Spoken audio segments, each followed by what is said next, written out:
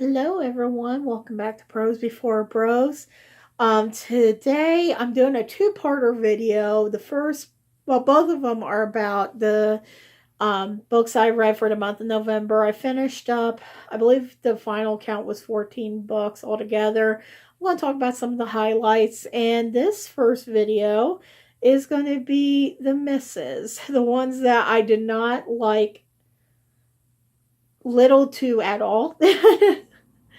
Sadly, we always have to have those kind of books, don't we? Keeps the conversation going, I suppose. But anyways, there were quite a few books. I believe there was 3 total that I just was not a fan of. And I'm getting ready to go through that quick list with you.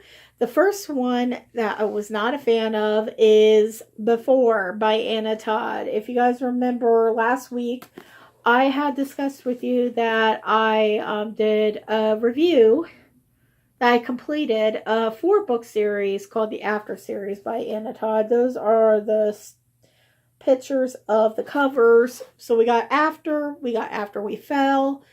Oh, wait, let me do this in chronological order. After We Collided, After We Fell, After Ever Happy, all tongue twisters. Overall, I gave those books as a combination 3-star review on average on Goodreads. They were okay. There were some things that I did not particularly care for, and then there were some things that I was quite okay with. So if you guys have interest in that video, do check that out on my channel. But we're going to be discussing why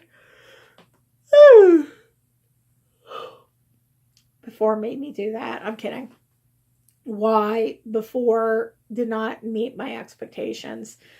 On Goodreads, I gave this 2 stars. I feel like I was being pretty generous with the 2 stars on that. If you guys remember inside that video about After, I talked about how Before was like a 5th installment to the series, I think.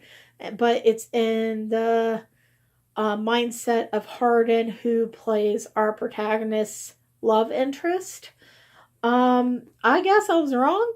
I thought that would be the logical thing to do. However, when I started reading this, I realized it was broken up into parts, and some of the parts is in the perspective of Natalie, who I guess becomes kind of known in the After We Fell. She didn't come into play until we get into After We Fell. We have one chapter on Steph, who is our protagonist Tessa's roommate in college.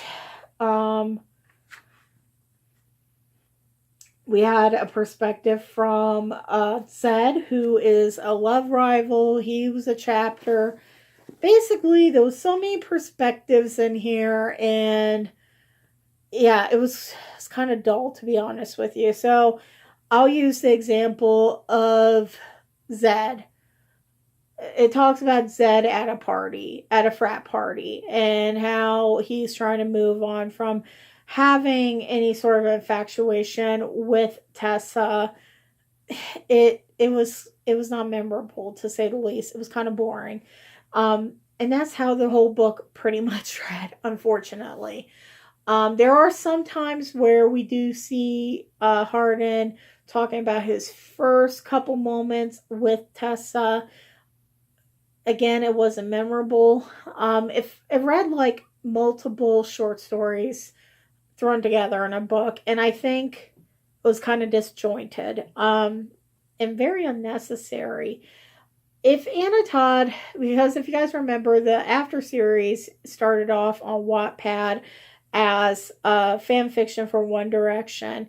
It got so much hype that Simon and Schuster had their sister company, Gallery, reach out and basically set up a contract with Anna Todd to get these books published. It was that big of a deal because she was getting like 1 billion reviews online, and a lot of people were liking her stuff. I feel like this book would have been better off in a venue such as Wattpad and stay in that venue. I don't feel like it was something that should be printed. I particularly just did not find any sort of love for this book. I tried really hard, and it just did not appeal to me. And I don't think that's worth $16, to be honest with you. And I'm so glad my husband did not pay $16 for this. I would feel pretty shitty telling him I hate this book if he paid a full price for this.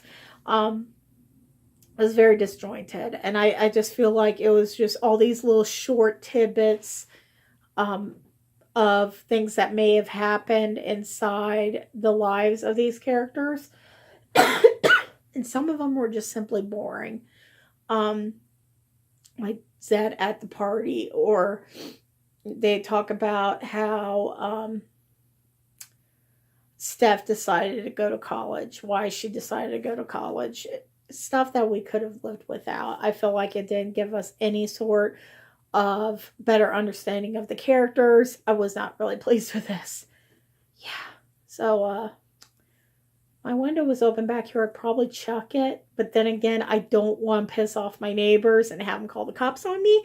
So, yeah, we'll be keeping this on the shelf. But I assure you, it's probably going to end up in an unhaul at some point in the very near future. I was not happy with that book. Again, 2 stars. And I feel like I was being very generous with that. So let's talk about some of the other misses here. I had... Go ahead and pull this up here. Okay, I'm pulling up my Goodreads so I could go through the list real quick. 2 more books that hit my 2 stars, and that one of them was Bad Girls Don't Marry Marines by Cody Gary. It's like one of those Harlequin romances. I gave it 2 stars. It was published July 2014. It follows the story of a guy by the name, I think, of Justin, if I remember right. And this girl, I can't even remember because it was so unmemorable. They basically have an insta love, but they somehow have a past. But the author decides that past is not really valid enough to bring up enough or to give us an understanding what the chemistry is between this couple, and they gloss over it, and it's just a sappy, nasty mess. I found it quite boring, to be honest with you, and the characters I feel like were very underdeveloped. Had it not been the fact that it was a fairly quick read, I think I would have DNF'd it the first day. Thankfully, it was quick, but was it entertaining? Absolutely not. So I did not enjoy that at all. Definitely a hard pass. I'm not going to be reading anything else from that particular author. Maybe that's just bias, but I was not a fan. The next book that I read that I gave 2 stars to is a YA book, and it's Juliet Immortal. This book was released a while back ago, October 2011, according to Goodreads. And the plot, it's such a shame that this book didn't work because the plot had potential. So we all know the story of Romeo and Juliet. We all know how they died.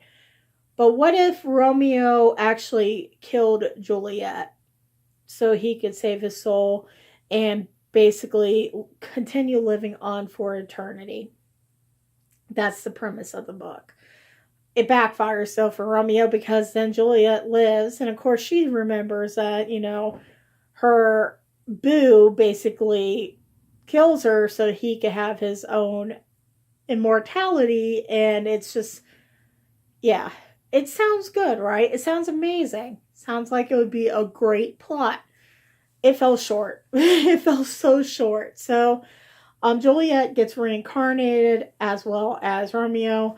And what happens is Juliet, in order to keep getting reincarnated, she has to find 2 soulmates inside her age range of like 16 years old and keep them together, make them realize that they're soulmates.